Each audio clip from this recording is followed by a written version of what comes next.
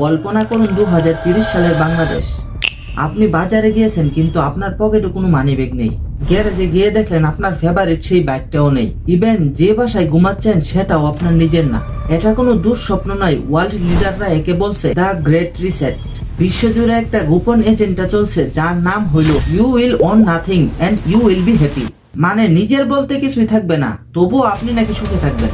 বাংলাদেশে ক্যাশ মানি হবে স্রেফ একটা ইতিহাস। গভর্নমেন্ট চালু করবে সেন্ট্রাল ডিজিটাল কারেন্সি। আপনার প্রতিটা পয়সার ক্যালকুলেশন থাকবে তাদের কাছে। আপনি কি সিস্টেমের বাইরে চলছেন? জাস্ট এক ক্লিকে আপনার ওয়ালেট ব্লক করে দেওয়া হবে। বাড়ি থেকে গাড়ি সব হবে রেন্টাল, সব হবে সাবস্ক্রিপশন বেসড।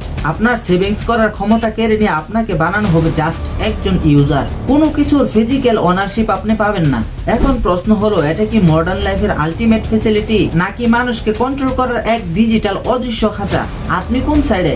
2030-এর এই রহস্যময় বাংলাদেশ দেখতে কি আপনি রেডি? কমেন্টে জানান আপনার অপিনিয়ন।